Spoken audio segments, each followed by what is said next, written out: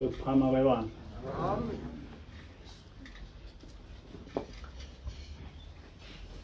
Izimpi zifikile izwe lakithi sefile ake izimpi zifikile izwe lakithi sefile awuhlabani ake umkhosi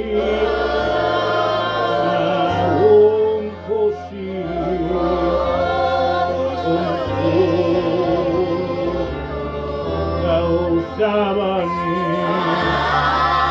ake umkhosi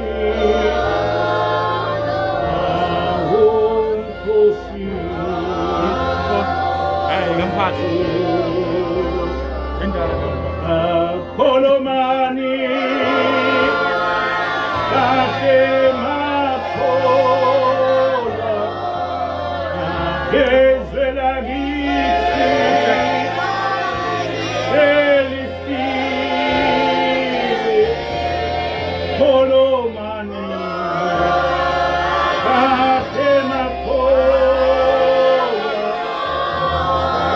gezwe lakithi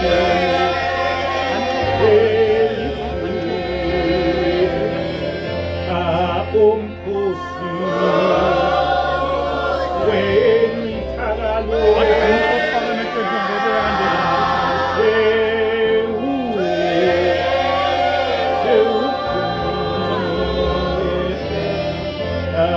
umkhosi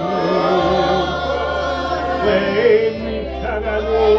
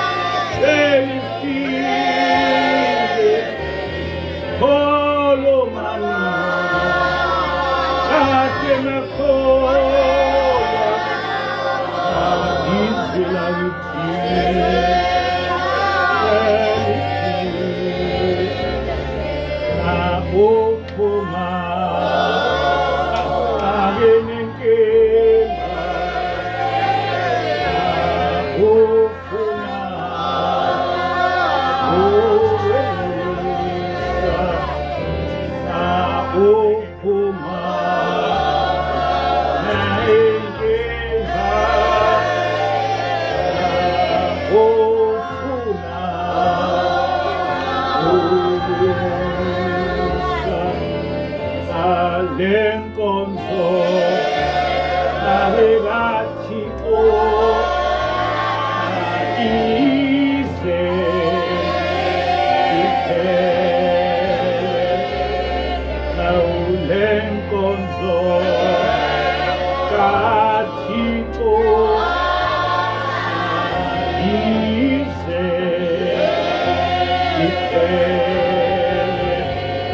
na usabani kumani mabuto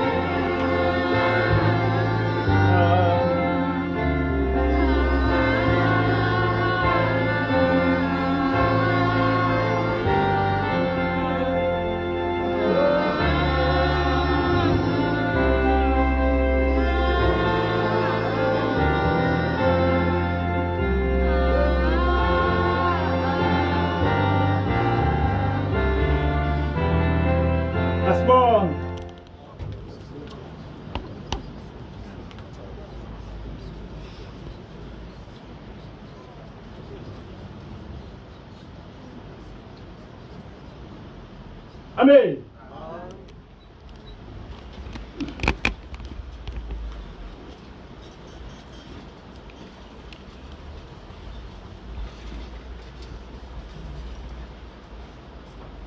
Isihloko salenkonzo yanamhlanje sithi Izimpi zobuNazaretha zifikile.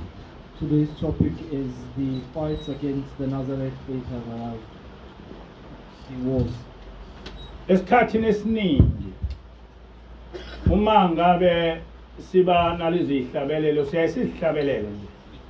Kodwa singahluphi ukuthi ngenkathi umprofeti esiqamba wayekhuluma nathi. Many a times when we sing these hymns, we do not really think as to what is it that they mean and what the prophet meant when he wrote them. Njengalesi sihlabelelo nje siyakhuluma kodwa akakho umuntu okeyihluphe ngokuthi sithini.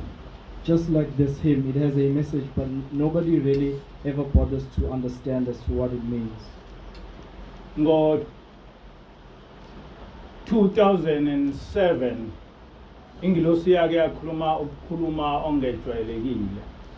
In 2007, the angel spoke about something that is unusual. Ithe ingilosi ithi akekho umprofeti owakwafana nomprofeti owakwafana nobaba ilanga. She said that there has never been a prophet who existed who was like Johannes Galile Shembe II. Noma ungafunda iBhayibheli ngeke umthole.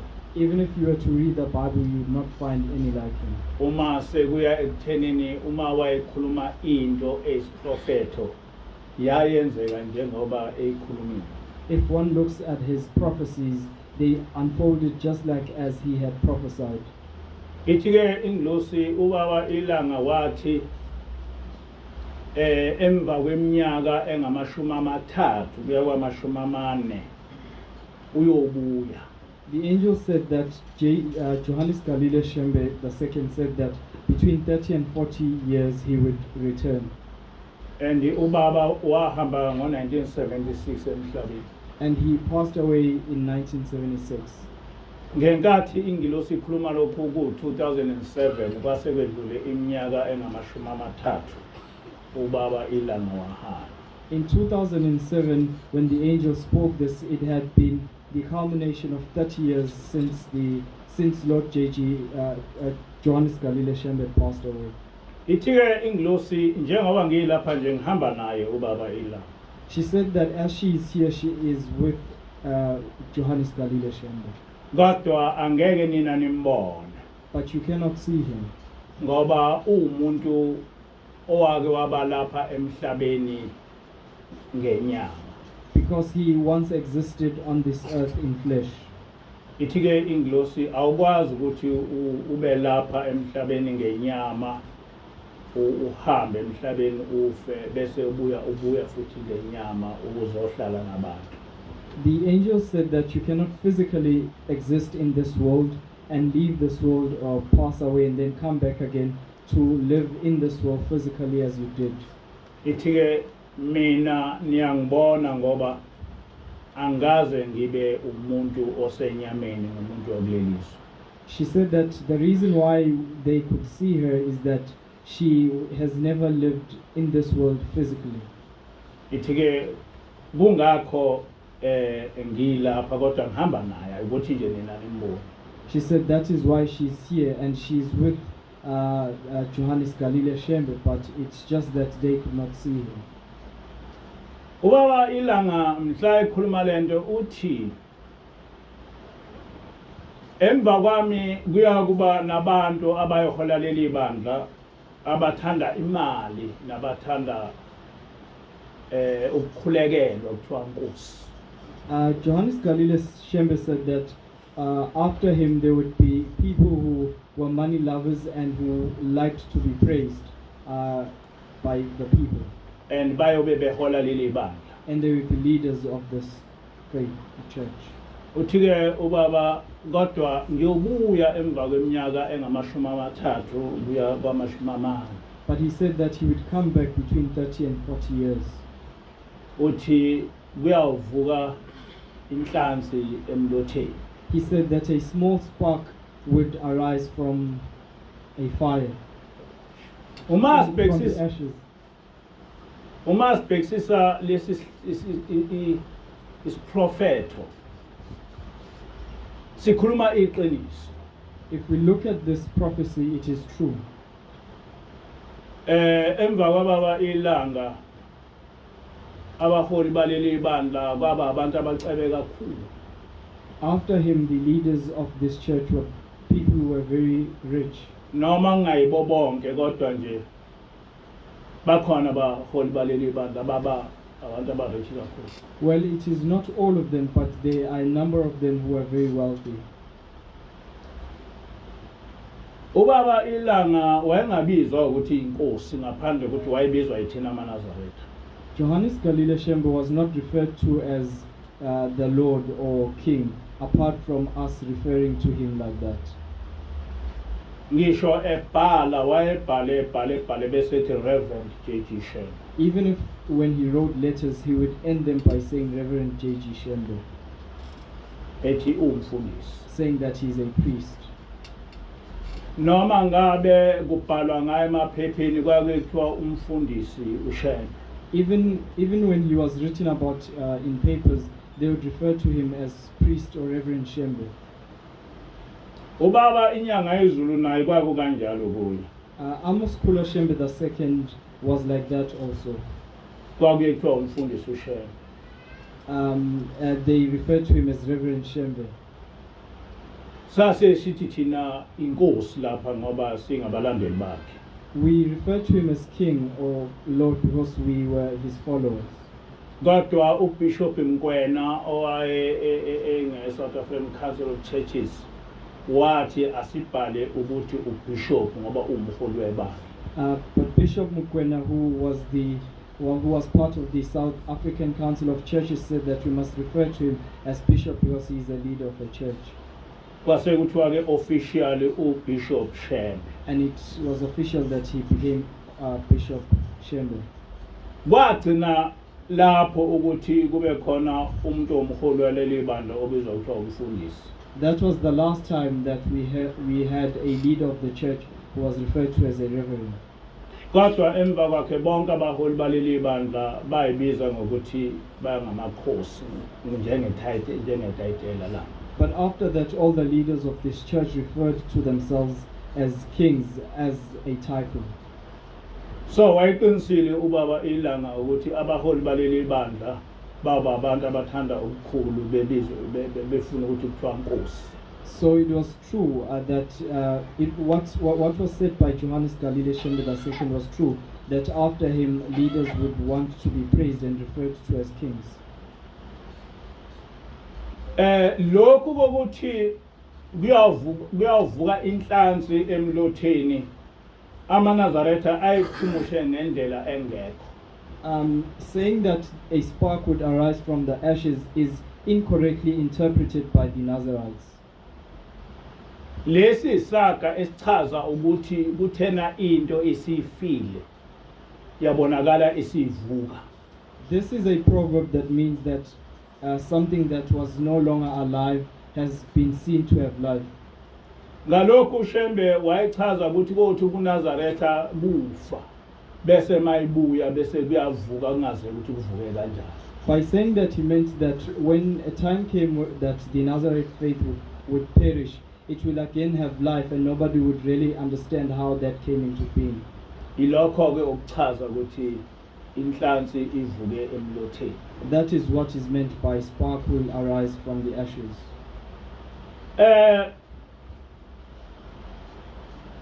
Akagcina ngalapho ngokunikeza isprofeto esafezeka.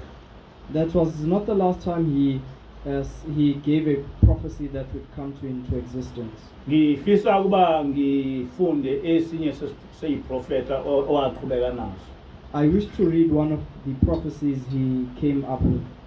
A prophecy. Uthi ke uma thina boShembe sisithela ngale kwaleli yagquma govela oShembe abaningi. He said, if we the Shembes disappear beyond that mountain, many Shembes will appear. Nalowo uyothi nami ngimshembe. Anyone will say, I am Shembe, Abantu bamlandela. and people will follow him.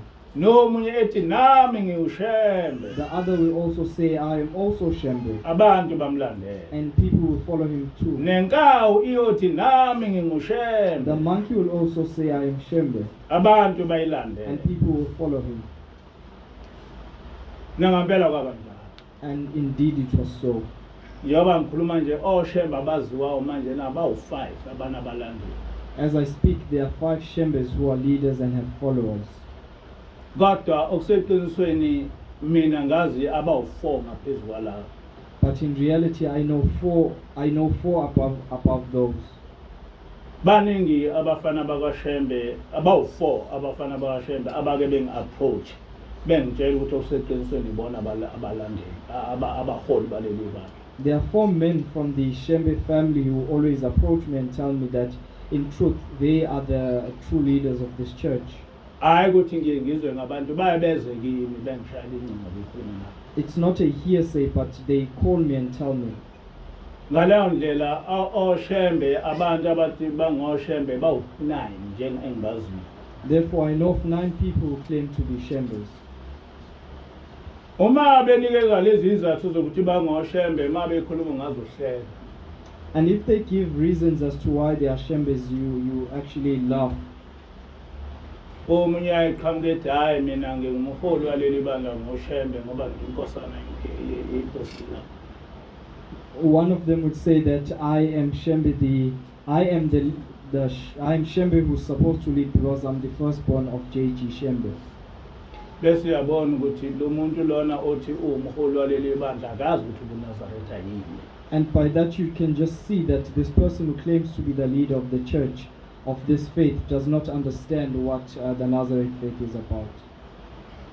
Omunye ethi hayi mina ngoShembe ngoba ngihlala ePhakameni. And the other will say that I'm Shembe because I live at Pagamen. Nalapho ubona ukuthi umdala. And you also see that this is child's play. Omunye ethi hayi mina ngoShembe ngoba nginabalandeli abaningi ngiyakwazi nokwezimangalisa. Another will say that I'm Shembe because I have many followers and I can perform miracles. Omunye ethi hayi mina ngoShembe ngoba ngabekwa ubaba ilanga kwalahleka iwili ngatshela omama. And the other will say I'm Shembe because I was appointed by Johannes Galile Shembe and the paper which is a will was lost, and that I was told by my mother. Bese uyaxakeka ukuthi njengoba ubaba ilanga wayefundela ngaka iwili wayinikezelana nini noma imuphi umuntu ngoba iwili igcina kubameke. And you are confused as to as educated as Johannes Galile Shembe was, why would he give a will to a mother because a will is kept by lawyers? Kodwa kulaba abaholi abawu u9 engibaziyo nalowo uqhamuka nendlela yakhe ukuthi uShembe uqhamuka nendlela yakhe uShembe bese ubona ukuthi laba abantu abazilutho ngendaba yokuthi ubuNazaretha njengenkolo kuyini. From the 9 people who claim to be leaders, each and every one of them comes with their own criteria, and you can just see from what they say that they do not understand what the Nazareth faith is. Uyaqhubeka ke ubaba ilanga uthi kodwa ngiyaniyala ngithi uShembe mdleni ningamgcobi. He went on to say, but I'm instructing you to consume Shembe, do not apply him on your skin. Ngoba uma nimgcoba uyosuka masinyane. Because if you do so, he will easily be wiped out. Ngithi funani uShembe kamoya ngoba uShembe wenyama uzophela. I say to you, seek the spiritual Shembe because the physical Shembe will come to an end. Uyadlula. He passes away. Kodwa uShembe kamoya yena akedluli. But the spiritual Shembe does not pass away. Kuzobuhlwa. The night will befall you. Kuzoba mnyama. It will get dark. Baningi abazohamba ebumnyameni. Many will journey in darkness. uNkulunkulu uzokwenza inkokhelo lapha ePhakameni. God will do a great inkokhelo here at Pagameni. Kuzoba khona inkokhelo yendoda. There will be a inkokhelo of a man. Yayingcone kaMamthembu ngoba uNkulunkulu wenza inkokhelo ngomfazi. Mom Tembu's was better because God used a woman. Namhla uzokwenza inkokhelo yendoda egqoke ibhuluke njengami. Today he will use a man who wears trousers like me. iyophuma emkhonweni wejazi lami. He will emerge out from the sleeves of my garment. Le nkokhelo ubaba ilanga owayikhuluma ngayo yayisho kwaba nomfazi uMamthembu owavele wazenza umholi waleli bandla lamaNazaretha wahlala ehlalweni likanye nawo ubaba ilanga.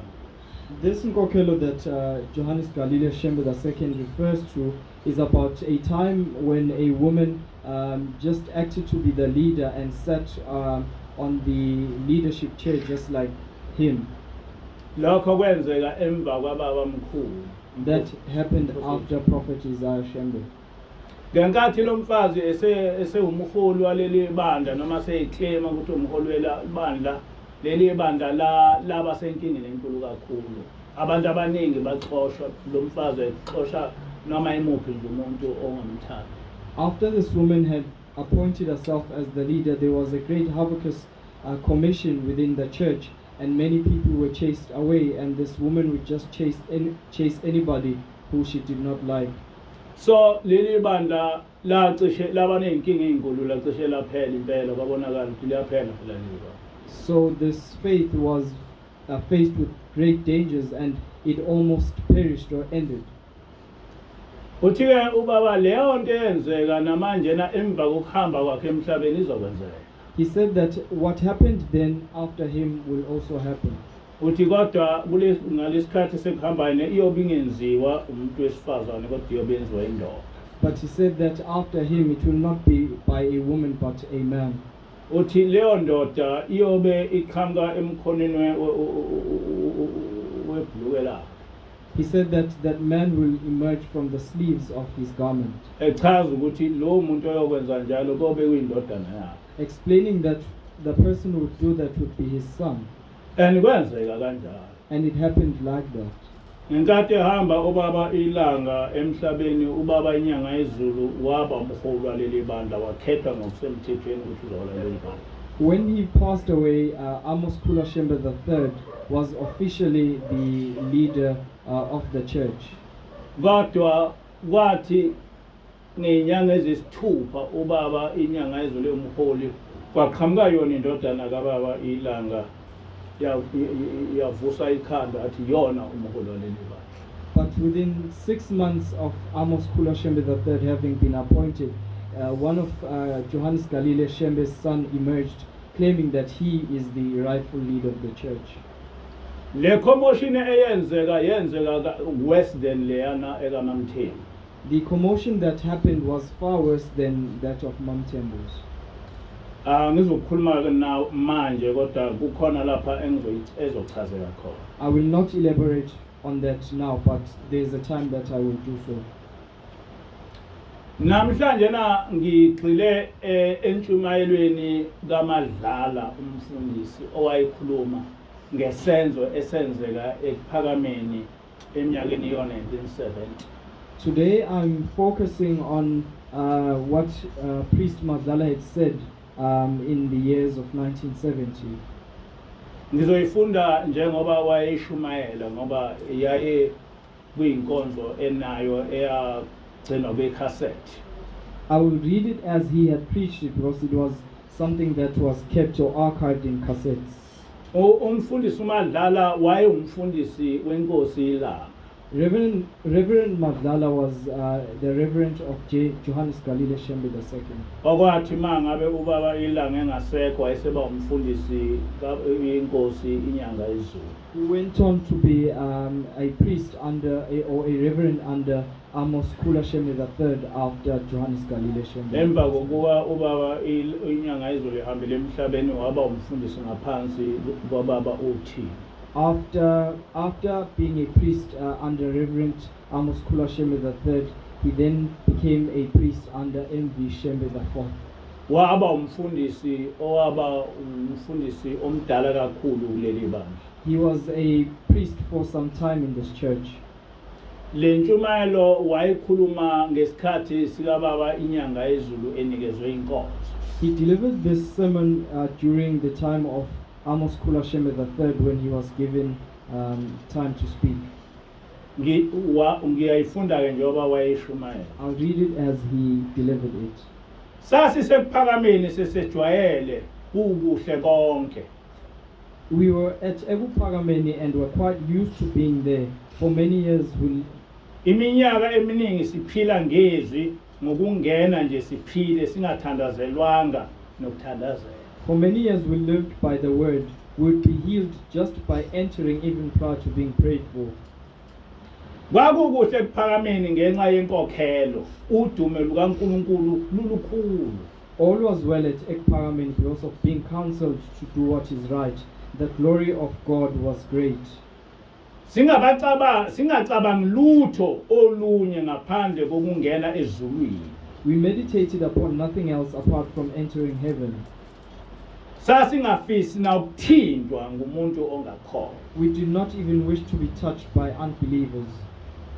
Ngiyayithanda le ndaba ukuthi ethi sasingafisi na ukuthindwa ngumuntu ongakholwa ngoba bengichaza ngesonto ledlule ukuthi umuntu uma umNazaretha akayihlanganisi nabantu abangahambelani nomthetho kaNkulunkulu. I like the part where he says that they did not wish to be touched by unbelievers, because I explained last week that a person who is a Nazarite does not associate themselves with people who are not keepers of the law of God.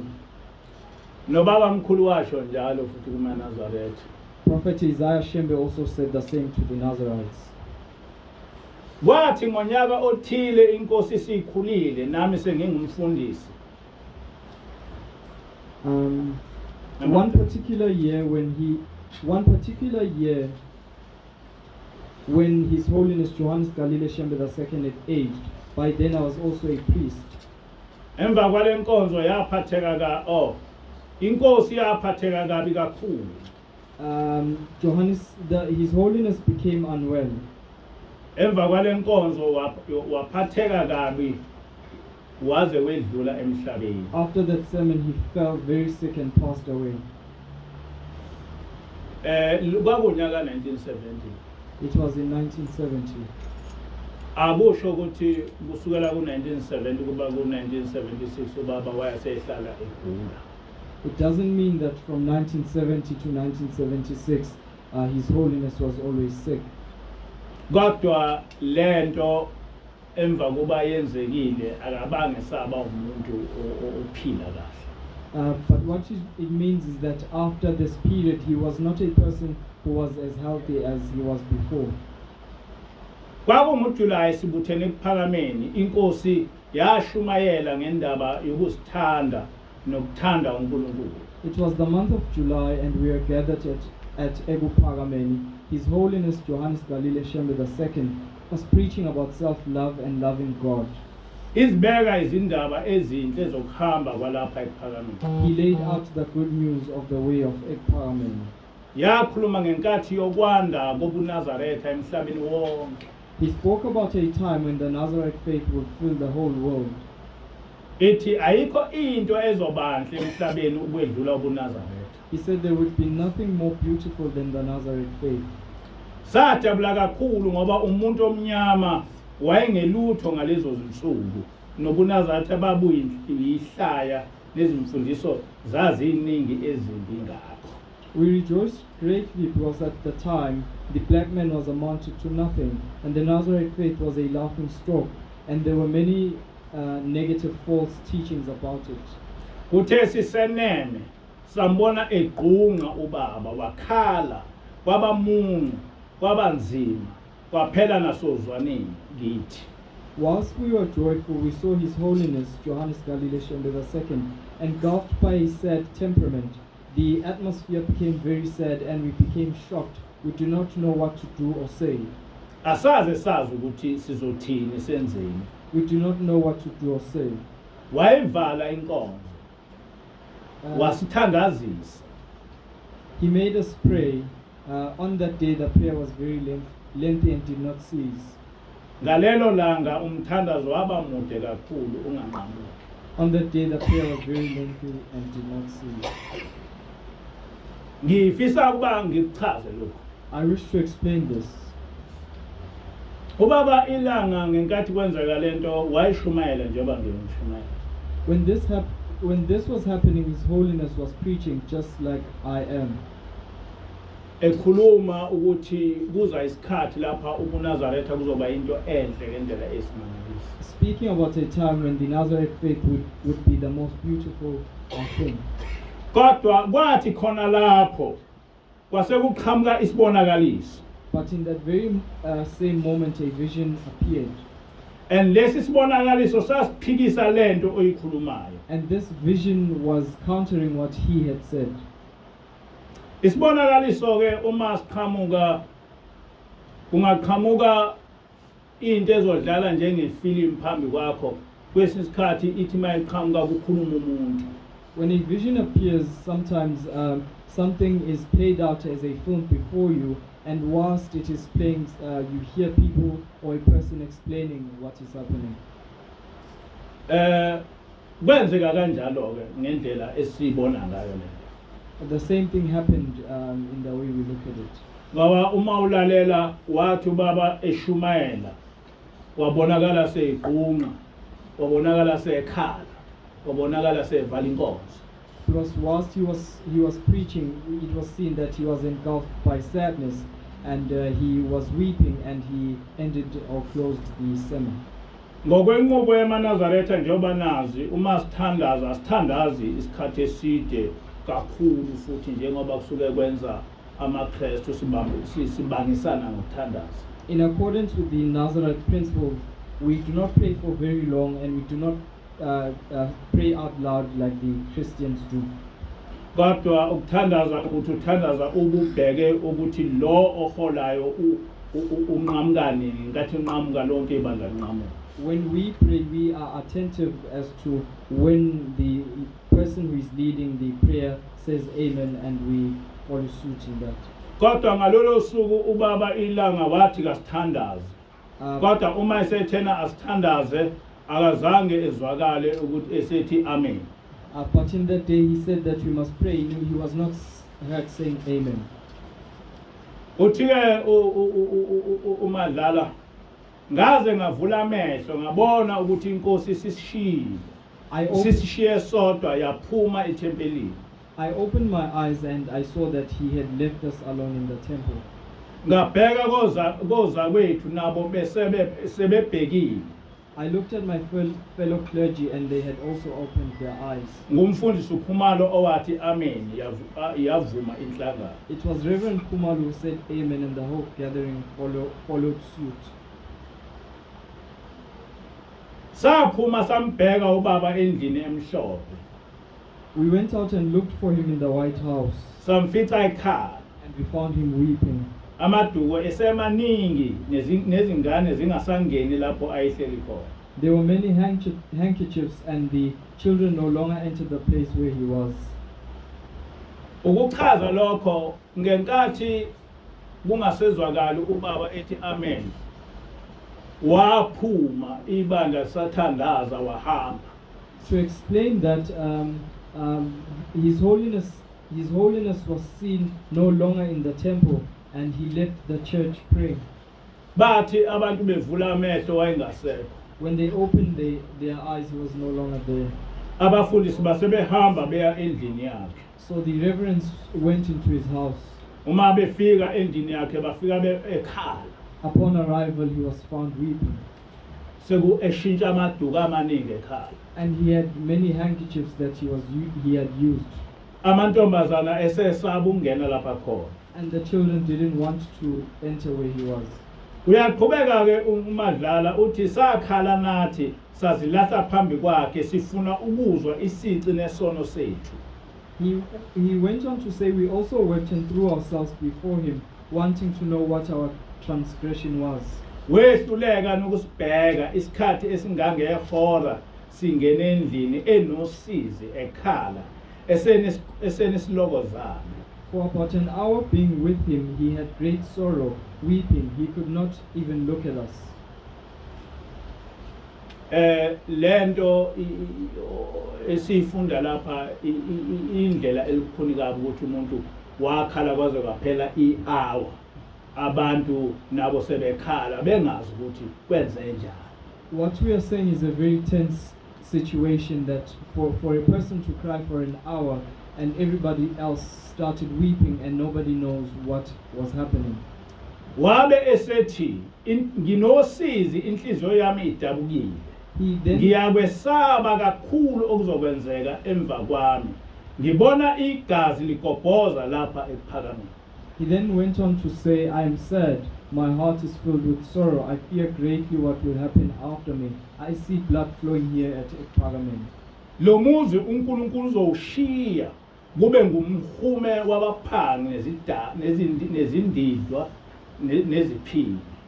God will forsake the city of Ephagameni. It will be a stronghold for corrupt people and harlots. Kuzosala abafile bethi bayaphila. The dead will remain, yet they will claim to be alive. Uzochitheka lo muzi. Usizi lukhulu oluzoba khona emva kwami.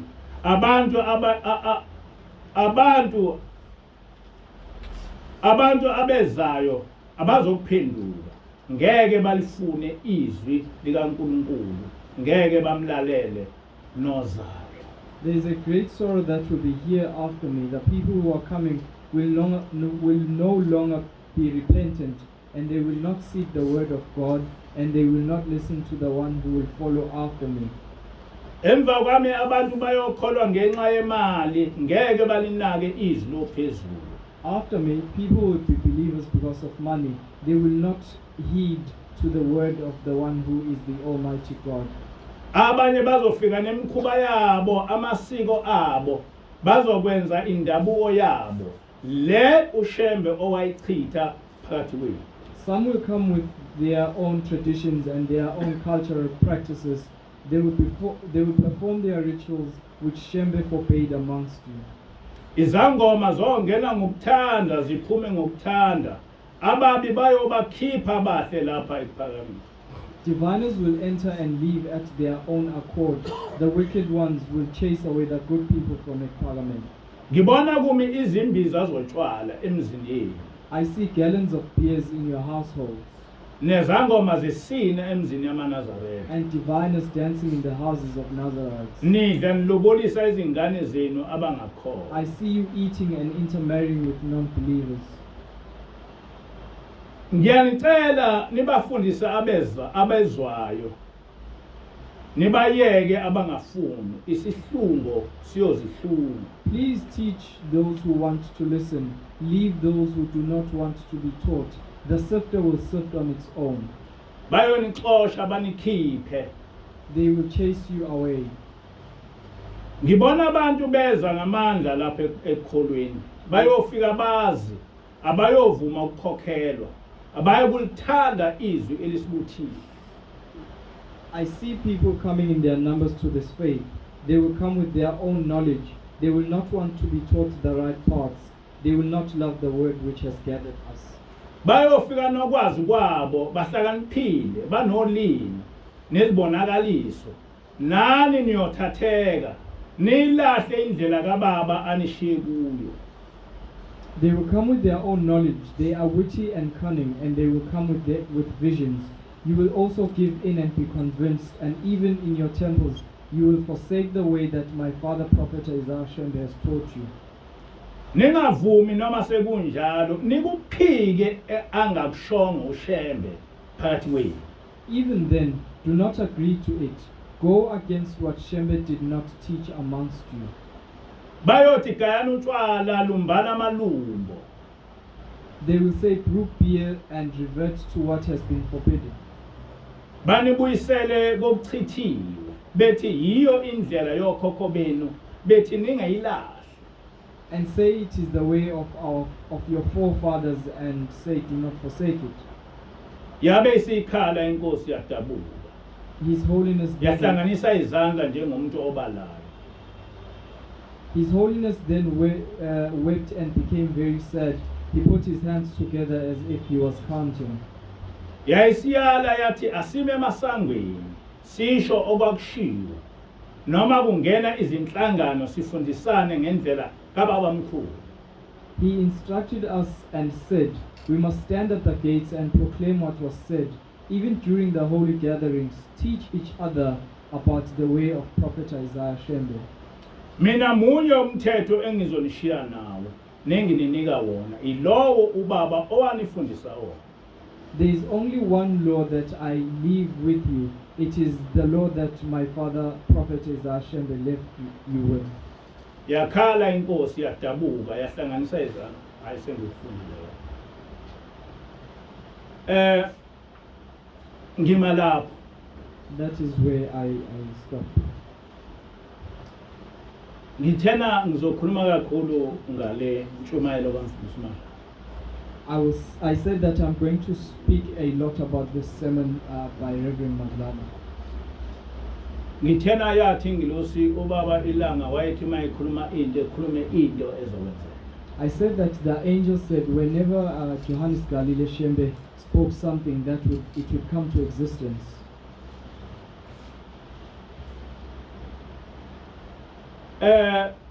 Uma ubhekisisa le ntshumayelo mhlawumbe singayihlukanisa kabili noma kathathu.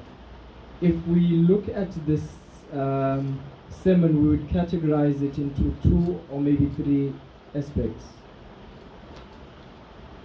Okokuqala ubaba ilanga wakhuluma ngokuhlakazeka kwebandla lamaNazaretha emva kokuba esehambile emhlabeni. Firstly, he spoke about a time when the Nazarite faith would come into an end when he left the world. Nangempela kwenzeka njengoba eshilo. And it happened as he had said. Njengoba sengichazile lapha ubaba ethi khona kuzochitheka igazi lapha ekuphakameni.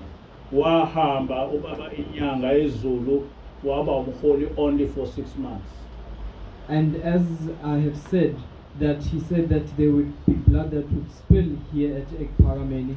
After that, within the 6 months that Amos Kula Shembe III had been the leader, it happened. Kwasekuqhamuka indodana kababa ilanga isithi iyona umholi. And one of Johannes Galile Shembe's son came and claimed that he was the leader. Ngenkathi evukela ibandla kwafa abantu abawu5 ekuphakameni bedutshulwa abalandeli balendodana kababila. During that revolution against the church, 5 people were shot at Ebupagameni at that time. Kwachitheka igazi. And blood was spilled. Kwachitheka igazi khona ekuphakameni njengoba eshilo babila. It was spilled at Parameni, just like Johannes Galile Shembe II had said. Kwabanzima kakhulu. It was difficult. Kwaphoqeka ukuthi ubaba inyanga ezulu ewushiye umuzi wasekuphakameni sahamba salala entabeni. Amos Kula Shembe III was forced to leave the city of Ebu Parameni, and we wandered and slept in the wilderness. So njengoba esho ubaba uthi kuzosala abafile bethi bayaphila kuzochitheka nomuzi. So just as he said that the wicked would remain behind and chase the good people of Ekparameni, and this city will come to a spoil. Kwenzeka kanjalo laba abadubula amaNazaretha ababulala ekuphakameni ibona namanje abasele ekuphakameni ibona abathi ibona amaNazaretha ngempela. It happened just like he had said. The ones who had shot people at Ebu Parameni remained behind, and they still claim that they are the real or genuine Nazarites or authentic Nazarites. But he had said that the wicked would remain behind and claim that they are still alive. Isigaba sesibili ukukhula kwebandla lamaNazaretha nokufa kwenkolo yobuNazaretha. The second aspect is how the church would grow as a religion, but as a faith would deteriorate. Emva kwababa ilanga ibandla lamaNazaretha leli laliholwa baba inyanga ezulu lakhula kakhulu njengoba lakhula nje namanje kuyilona likhulu kakhulu. After that, the church grew under Amos Kula Shembe III, as it is still one of the biggest or greatest factions. Kodwa ukubuNazaretha njengenkolo kwafa. but the Nazarite as a faith is no longer there. Uthike ubaba ilanga ngibona abantu beza ngamandla lapha ekukholweni. He said that I see people coming in their numbers in this faith. Akashongo ukuthi ekuphakameni wathi lapha ekukholweni. He did not say Ekuphakame, he said that in this faith.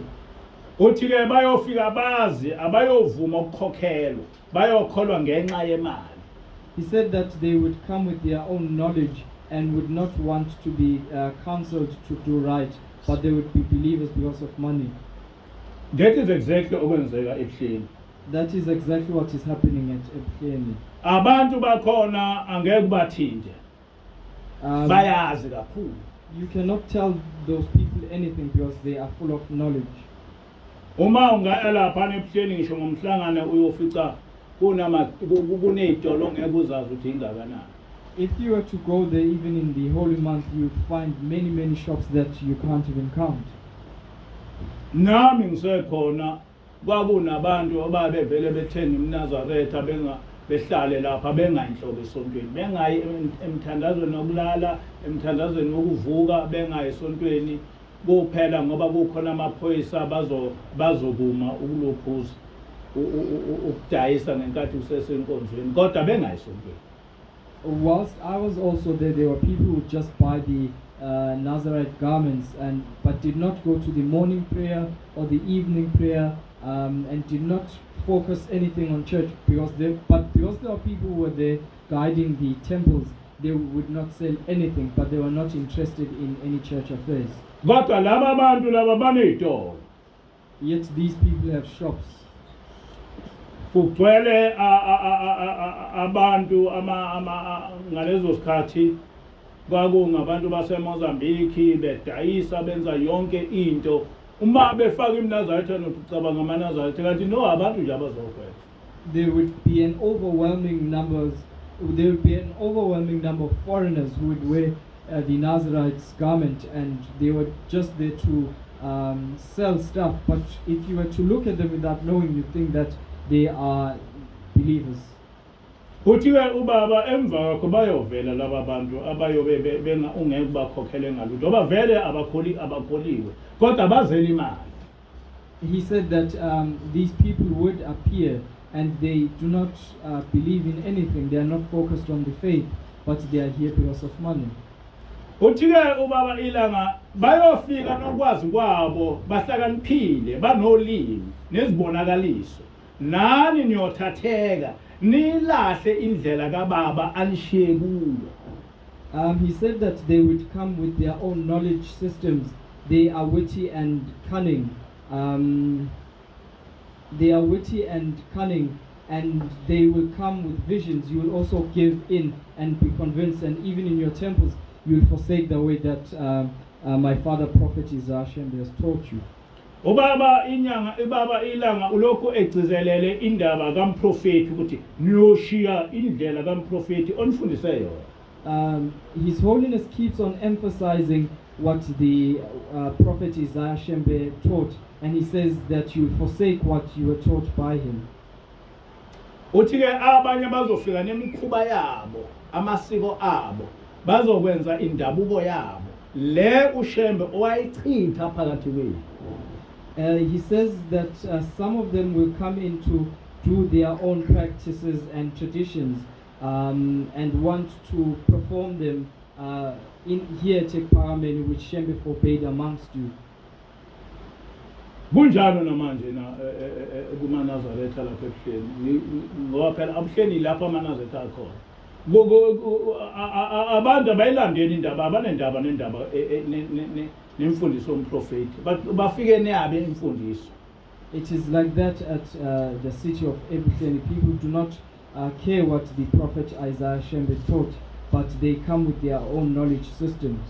Babuyisa lamasiko ubaba mkhulu owawachitha amaNazaretha asebuyisile. They are bringing back their own traditions and their own cultural practices which Shembe had forbade amongst them. Bayothi gayana utshwala lumbana amalumbo banibuyisele kokuchithiwe bethi yiyo indlela yokhokho benu bethi ningayilahli They will say, brew beer and revert to what has been forbidden, and say it is the way of your forefathers, and say, do not forsake it. And kwenzeka kanjalo namanje akakho umuntu ongakuphika lokho ukuthi that is what is ilokho kwenzeka. And that is exactly what is happening, and nobody can argue against that, because that is what is transpiring. Okwenzekayo manje ebandleni lamaNazaretha ukuthi kugcizelelwe indaba yamasiko, kugcizelelwe indaba yokuthi kufanele sibuyele amaningi manje amaNazaretha aphuza utshwala, maningi amaNazaretha agaya utshwala emzini wabo into yayingenzeki. Amanye manje asengena ngisho emgidini edakile esiniphuza utshwala. And that is what is exactly happening, that there are many Nazarites who are keeping their own traditions and observing their own cultural practices, and some of them even brew beers in their home states. Uthi-ke ubaba ilanga izangoma zongena ngokuthanda ziphume ngokuthanda, ngibona kumi izimbiza zotshwala emzini yenu nezangoma zisina emzini yamaNazaretha. He said that diviners will enter and leave at their own will. The wicked ones will chase away the good people from Ekparamen. I see gallons of beers in your households and diviners dancing in the houses of Nazarites. Ngiyethemba sengeke ngafunda kakhulu ukuthi ubaba mkhulu wathini ngezangoma. I hope you have heard me read many a times what Prophet Isaiah Shembe said about diviners. Wathi izangoma ziyisitha sikaNkulunkulu. He said that diviners are the enemies of God. Wathi umazi ke zangena phakathi wenu uNkulunkulu uyobalela. And he said that if they were to enter amongst you, God would forsake you. Kodwa namhlanje na zihleli lapha nebuhleli emzini kaNkulunkulu. But today they are in Epiphany, which is the city of God. Ezinye zingabafundisi, ngabakhokheli, abashumayeli, zonke ikhundla iphethwe yizo. Some of them are reverends and female counselors, and they are the ones who own the place. Ziqoqa umnikelo kaNkulunkulu. They are the ones who collect offerings. Zihamba ziyonikela kumholi wamaNazaretha zizangoma ewamukele lo mnikelo. They go before the leader as diviners to offer offerings, and the leader accepts those offerings. Uthi-ke ubaba mkhulu uma isangoma sike sangena emzini wakho uNkulunkulu ohamba. Prophet Isaiah Shembe said, if a diviner ever enters your house, God leaves your home. Kodwa lapha nePharameni zihlala emzini kaNkulunkulu, emzini okuthiwa ngokaNkulunkulu. But at Ekparamen they reside and live in the city which is known as God's. Kodwa uNkulunkulu akasekho khona. But God is no longer amongst them. Ngaphandle masithi ubaba mkhulu wayiqamba amanga. Apart if we were to say that Prophet Isaiah Shembe was fabricating. Kukhona into eke yakhulunywa ingilosi ngalento. There is something that was spoken about the angel about this. Yathi unyazi aluvumelekile ukuthi lingene. She said that Unyazi is not allowed to enter this place. Ngoba akuhlala uNkulunkulu. Because this is the place of God. Unyazi luhlala nesangoma. Unyazi lives with spirit divine. Unyazi lumukela iminikelo yezangoma. Unyazi accepts offerings from diviners. Ngisho abafundisi nabakhokheli bakhona abanye bayizangoma. Even their reverends and female counselors are diviners. Yathi-ke njengoba washo ubaba mkhulu ukuthi uNkulunkulu akahlali nezangoma, umani ke nafaka isangoma emzini wenu si uyophuma uNkulunkulu nasebuhleni uNkulunkulu akekho. As the prophet had said that if you allow diviners into your homes, just like that at Ebuhleni, God is no longer there. Yathi ingilosi njengoba uNkulunkulu njengoba la ekhaya kungavumelekile ukuthi ungene isangoma nonyaza luvumelekile. In the same note that diviners are not allowed in this place, Unyazi is also not allowed to come here. Wathi ungalibizi unyazi kulo muzi. He said never call Unyazi into this house. Ngoba uyokwehlela isiqalekiso. Because a curse will befall you. Ngoba ubiza umuntu onemoya etakwe izangoma. Because you are calling someone whose spirit is surrounded by spirits of diviners. Into yaziwayo leyo, hayi ukuthi ngiyamthula. That is something that is known. I am not insulting him. uthi ke ubaba ilanga abayokulithanda izwi elisibuthile angeke baphenduke angeke balifune izwi kaNkulunkulu angeke bamlalele nozayo. He said that they will love money and they will not be repentant and will not seek the word of God and they will not listen to the one who will follow after me. Lento yaqala ubaba inyanga yezulu khona walwa nayo openly esontweni. Lento yobungoma. This issue of diviners started during the time of Amos Kulashembe III, and he fought against it.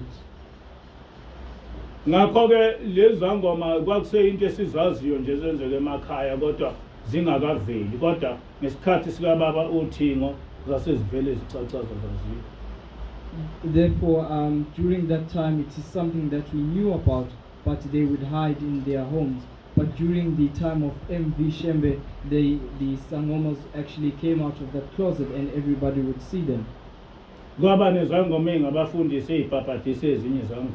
There were diviners who were reverends who would baptize other diviners. Kodwa ubaba ilanga uthi ningavumi noma sekunjalo nikuphike engabushongo uShembe phakathi kwenu. But he said that even then do not allow them to come in and go against what Prophet Isaiah Shembe said amongst you. Uthike ubaba ilanga noma ngena inhlangano sibafundise abafuna ukufunda. He said that even during the holy months teach those who want to be taught. Uthi kodwa labo abangafuni ukulalela bayibonela ngokwabo. But leave those who do not want to listen. Okugcina uthi ubaba ilanga mina munye umthetho engizonishiya nawo nengininika wona yilowo ubaba owanifundisa wona. He said that there is one law that he leaves us. It is the law that there is only one law that I will leave and give to you. It is that which my father taught you. Ngiyafisa ke ukuthi namhlanje na ngoba kunabantu abaningi abaphendukayo lapha abangayazi lento. Today I wish to explain this because there are many people who have just recently converted and do not know this. Njengoba sikhuluma nje sekukhulunyishwa ngesingisi kufanele abantu bazi ukuthi ubunazaretha njengenkolo kumi kanjani. The reason why there is an interpretation in English is that we want people to understand the Nazarite faith and its principles. Into engifuna ukugcizelela ukuthi uShembe akasiyena uNkulunkulu. Unyazi alusiyena uNkulunkulu. Lastly, I want to emphasize that Shembe is not God, Unyazi is also not God. Njengoba sebona abantu basebuhleni sebephume obala bathi unyazi uNkulunkulu, nathi kufanele siphume obala sithi unyazi awusiyena uNkulunkulu.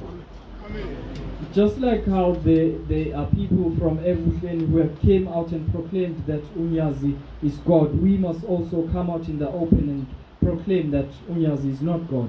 Ngoba uma singaphumi obala uphuma abantu basebuhleni bethi unyazi uNkulunkulu lobu bunazaretha buzophela thina siboshwe zibuyile. Because if we do not come out in the open and proclaim that and allow them to teach that false teaching, the Nazareth faith will come to an end and we will be arrested in heaven. Mina ikakhulu ngihlale ngitshela ngithi ubaba inyanga yezulu wangibiza wathi ubuwa nokuvuka kobunazaretha uNkulunkulu yobuza kuwo. I specifically always tell you that Amos Kulashembe III called me and said to me that the rise and the fall of this Nazareth faith will be asked upon you. Ngakho ke uma kuba khona umuntu othi unyazi uNkulunkulu mina bese ngithula ngesaba abantu ezulwini ngiyoboshwa. Therefore, if I keep quiet whilst there are people say that Unyazi is God, that to me will be a sin or a transgression in heaven. Ngoba uma uthi unyazi uNkulunkulu wakha isithixo phakathi kwenkolo kaJehova. Because if you say that Unyazi is God, you are creating a deity within the religion or belief system of God. And amaNazaretha azokwazi kufanele azi ukuthi lena inkolo kaJehova. And the Nazarites must know that this faith belongs to Yahweh. Akusiyona ibandla lasebuhleni, ibandla lasephakameni, ibandla lapha inkolo kaJehova. It is not a church that belongs at Ebuhleni or Pagamen or any other place, but it is a faith that belongs under Yahweh. Njengenkolo kaJehova enabaprofeti yalethwa umprofeti lapha esingaphansi kwayo, noma imuphi umuntu ofundisa into ephambene nenkolo kaJehova kufanele siphumele obala simphikise. So as it is a religion which was brought to us by Prophet Isaiah Shembe, we must protect it and fight against anything that contradicts what was taught by Prophet Isaiah Shembe. Isaiah 43, uNkulunkulu uthi akekho omunye uNkulunkulu akazange waba khona ngaphambili, akekho futhi oyoba khona, uNkulunkulu munye uJehova. Kusho yena uNkulunkulu. In Isaiah 43, Yahweh said that there has been no God before him and there will be no God after him, and that is what he proclaimed. Uma ke sekuqhamuka umuntu enkolweni kaJehova ethi uNkulunkulu bese sikuvuma lokho, kusho ukuthi thina sesimhlubukile uJehova sonke ngoba singaphansi kwalenkolo kaJehova. So therefore, if anybody comes within the faith of Yahweh and says that they are also God and we keep quiet, that means that we have forsaken the faith of God. Kwihlabelelo 119 umprofeti uIsaiah Shembe lo omsunguli waleli bandla uthi alikho elinye igama esingasinda ngalo ngaphandle kwegama likaJehova. In him 119, the prophet says that there is no other name in which we may be saved with apart from the name of Yahweh. Kodwa uma sekukhona abantu kuleli bandla noma kulenkolo kaJehova sebethi basindiswa unyazi bephumela obala, kufanele siphikise lokho. But if now there are people that come out and say that they are being redeemed by the word or name of Unyas, we must go out and fight against that. Akhona amanye amabandla abiza abaholi babo ukuthi uNkulunkulu. There are many other churches that refer to their leaders as gods. Kodwa asikwazi ukuyihlanganisa nawo ngoba ayimele. But you cannot associate with those churches because they are independent. Kodwa uma umuntu ezofika ebe ngaphansi kwebandla likaJehova ebesethi uNkulunkulu, asikwazi ukuvuma lokho. But if a person comes under the umbrella of God's faith and then claims to be God, we cannot allow that.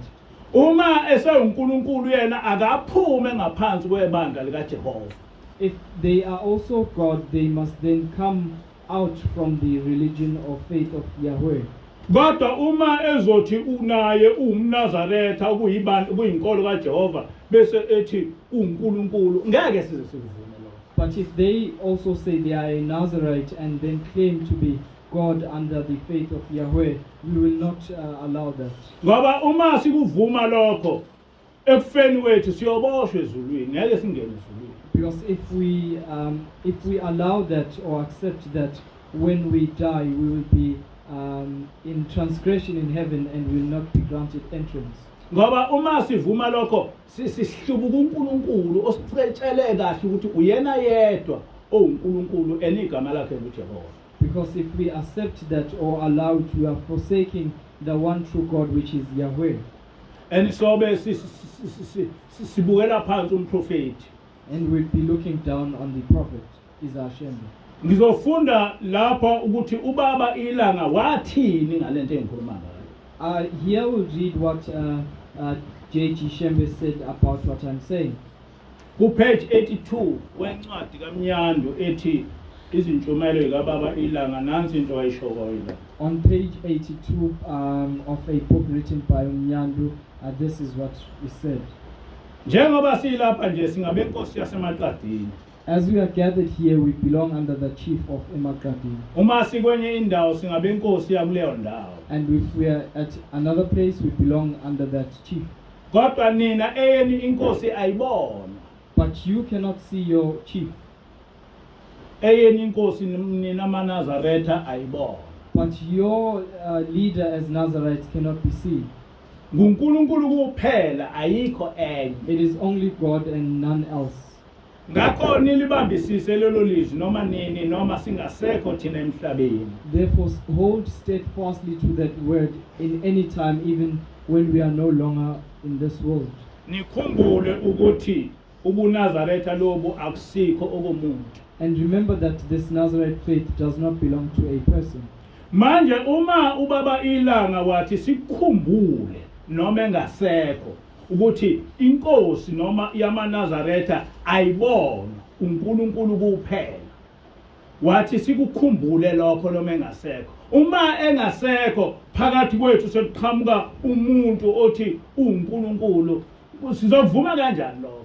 Now if Johannes Galile Shembe said that we must reminisce upon that, and now there are people who come out and claim that they are God, which counteract, which is contradictory to what he said, how do we then allow that? Bathi mina ngingakhulumi ngalokho ngoba ngise NCG bona basebuhleni. Lokho nje kukodwa chaza ukuthi abayazi inkolo ubuNazaretha ukuthi yini. They say that I must not speak about that because I belong under NCG and they are at Ebuhleni. So just that on its own means that they do not understand the Nazarite faith.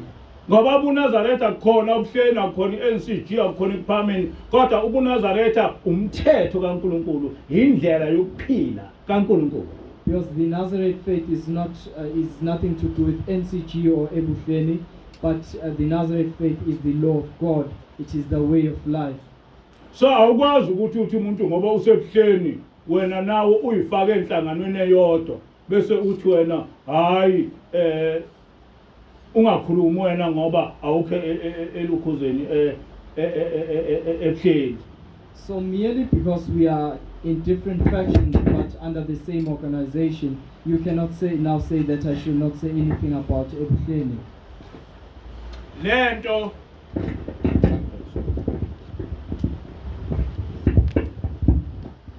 Lento ifana nokuthi iParliament yase South Africa noma yipi iParliament ibuswa umthetho owodwa. This is the same as how the South African Parliament is constituted by one law. Noma yipi iParliament no emhlabeni wonke iyayibuswa umthetho waleyo Parliament. Any parliament in the world is constituted or governed by the law of that particular parliament. Awukwazi ukuthi wena ngoba uyi-ANC ungenza into ephambene nomthetho wase South Africa kusuthi umuntu oyi-DA akakuvume lokho. So you cannot as a member of the ANC do something that is against the laws of parliament, and then when somebody from the DA corrects you, you then say that they have nothing to do with what you are doing. Ngoba bakho kwi-organization yakho. Merely because they are not part of your organization. Noma ma uyi-DA uthi mawona bese uthi ANC ayingakukhuzi ngoba ayiyona iDA. Or whether being you are a member of the DA and then you transgress and say that a member of the ANC should not put you in, correct you merely because they are not under your organization. Noma uyinkatha uthi hayi umuntu we-EFF akakwazi ukukhuza ngoba akakho kwi-organization yakho. Whether you are under the IFP and you transgress and then you say that someone who is from the EFF should not correct your Kodwa transgression. okubalekile lapha ukuthi nonke niseParliament elilodwa.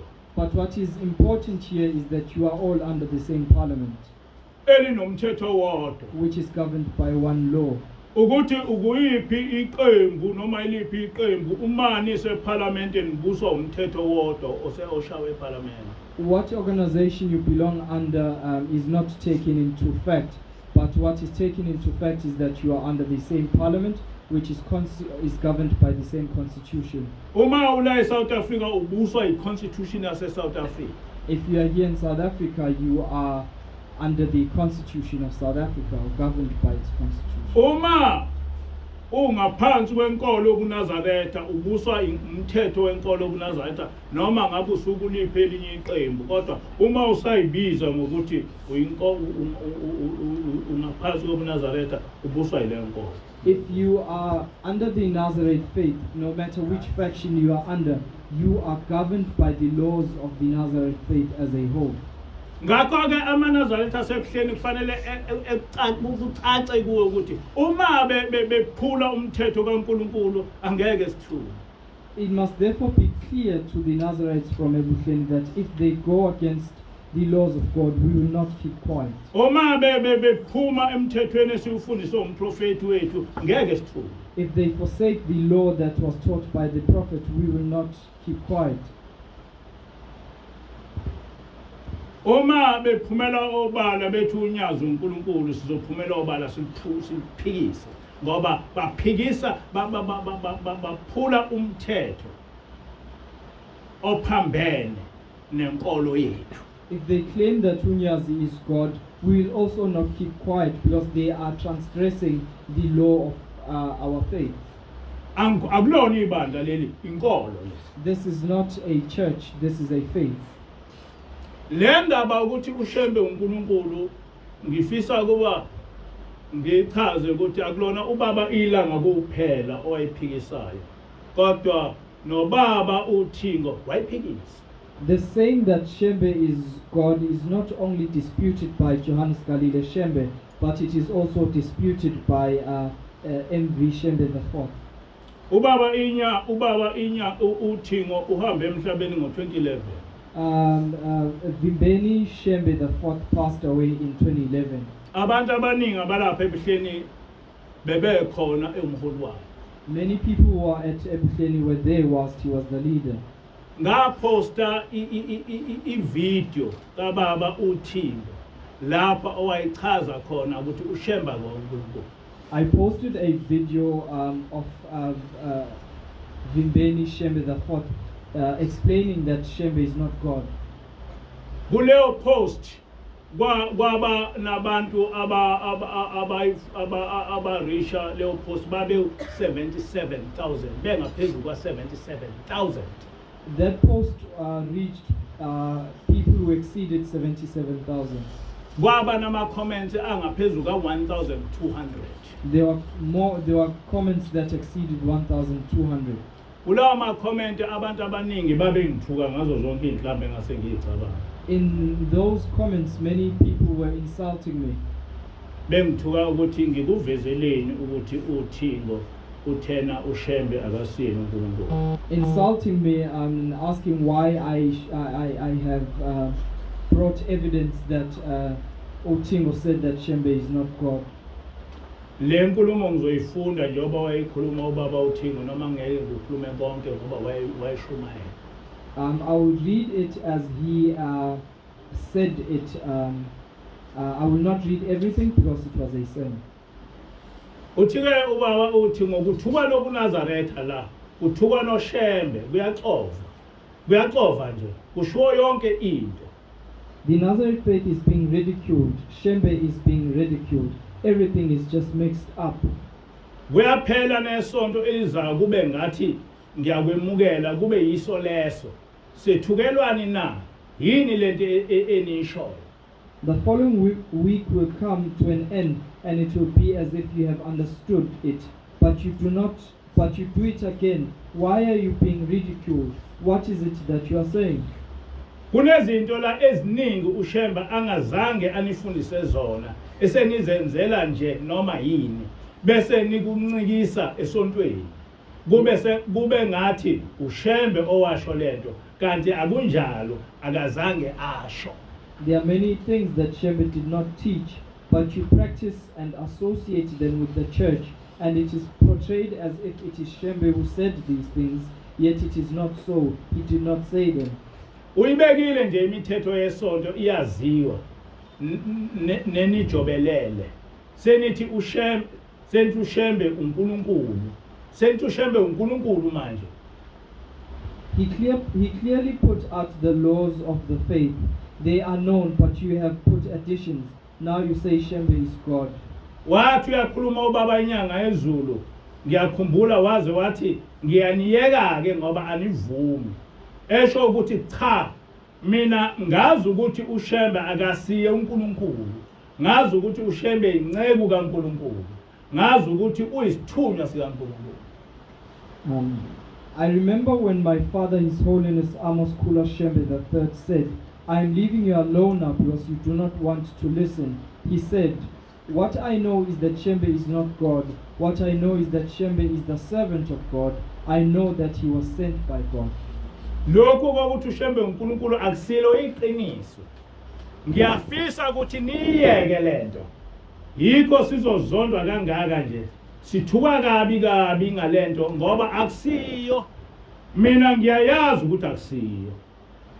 The saying that Shembe is God is not true. I wish you to stop this. That is why we are being despised like this. We are extremely ridiculed because that is false. I know that it is a lie. uNkulunkulu uyangena kumuntu asebenze ngaye izimangaliso. Kade umvangele efunda incwadi emnandi kabe ekseni. Ngathi hawu waze wangisiza wangilekelela kule ndawo.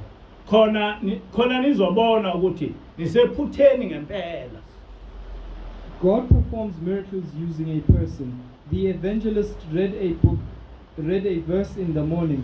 Indeed, he helped me so that you may see that you are in error. Bazonishaya futhi abantu ngalento. Bazonishaya impela abantu ngoba nisho ungesiko futhi bonehlula. People would beat you up because of this. They will beat you up indeed because you are speaking falsehood, and they will defeat you. Le nkulumo yayikhulunywa ubaba uthi la ebuhleni. This was spoken by Vimbeni Shembe IV at Ebuhleni. Ngayithatha le video ngakhuluma ngayibeka ngathuka ngamaNazaretha. Uma ubuza ukuthi bangithukelani bangithukela nje ukuthi ngikuvezeleni ukuthi kunobufakazi ukuthi ubaba uThingo wakuphika ukuthi uShembe. I put up a video of this and I was insulted intensely by Nazarites, and they kept on questioning why have I put it up that Bobabu Tingo, Vimbeni Shembe clearly came out and proclaimed that Shembe is not God. Namhlanje na bakusho lokho ngoba sebethena unyazi uNkulunkulu. Today they are saying that Unyazi is God. Sekufanele sikuvumele lokho. So we must agree to that. Kufanele baza abantu abasho lokho ukuthi ngeke sizizwe. Ngisho mina bengambulala washo umunye kulama comment wathi no kufanele ukuthi ebulawe kufanele nje ehlakaze nesibhamu. They must know that we can never agree to this. One of them said that I must be killed for saying this. He said that I must be shot. Uma bethanda bangibulale kodwa ngofika ngene ezulwini ukuthi ngiphike ukuthi unyaza sona uNkulunkulu uyombusisa ngalokho. Ubaba mkhulu uyombusisa ngalokho. Inkosi ilanga iyombusisa ngalokho. Inyanga yezulu iyombusisa ngalokho. uThingo lombusisa ngalokho. Ngoba ngikhulume into bona abayikhulumile. If they want, they can assassinate me, but I do not care. I know that I will be blessed when I go to heaven. Prophet Isaiah Shembe will bless me. Johannes Galile Shembe the second will bless me. Amos Kula Shembe will also bless me. And Vimbeni Shembe the fourth will also bless me, because I have spoken what they proclaim. Bonke abaprofeti bakwa-Israyeli bayomvumela. All the prophets of Israel will agree with me. Konakho konke uNkulunkulu onguJehova uyombusisa. What is greatest is that God Yahweh will bless me. So ngiyabacela bonke abantu abavumelana nami ukuthi bephumele obala noma basebuhleni noma bakuphi ukuthi beyiphikise lento ukuthi unyazo uNkulunkulu. Ngoba masingayiphikisi sizoboshwa thina.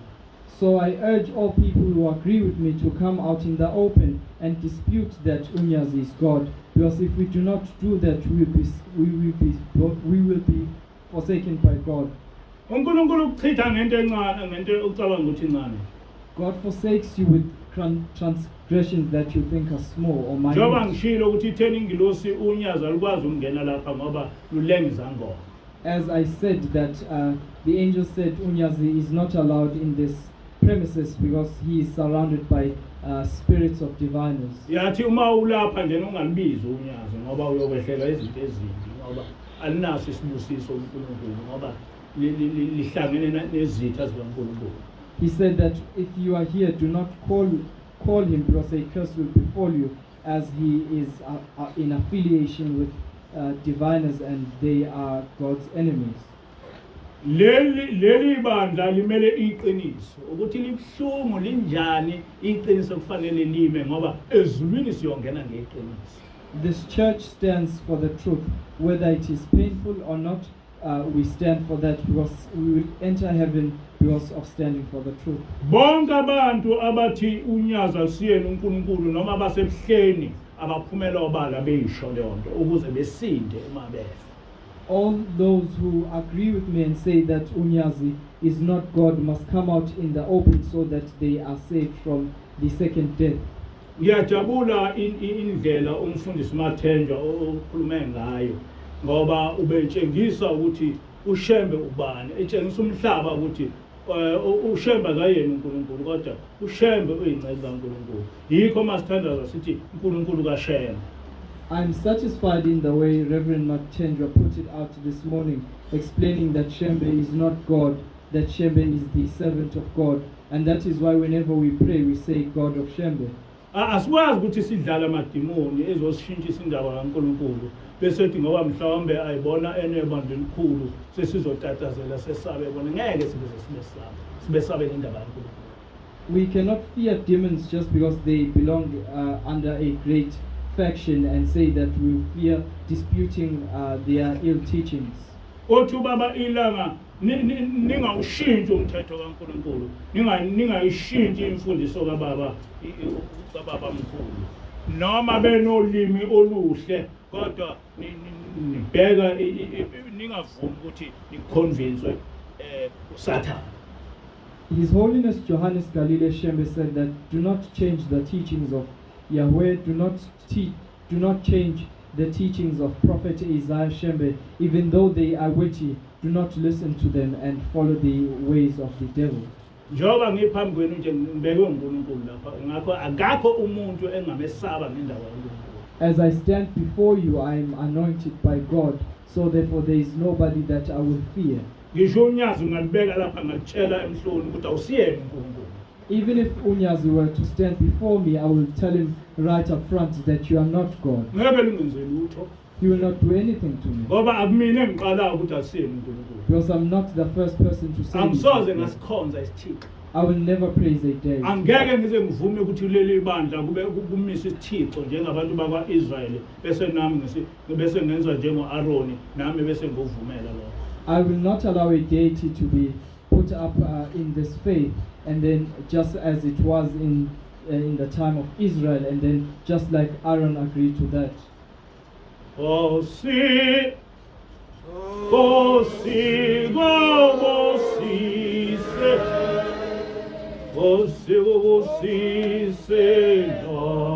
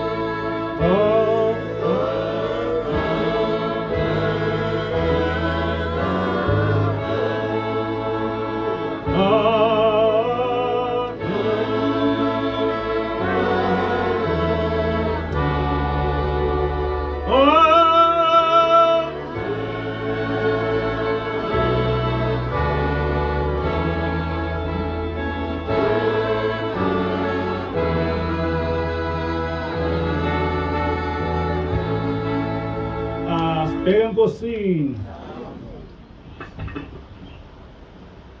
Nkosi yezulu nomhlaba uNkulunkulu washembe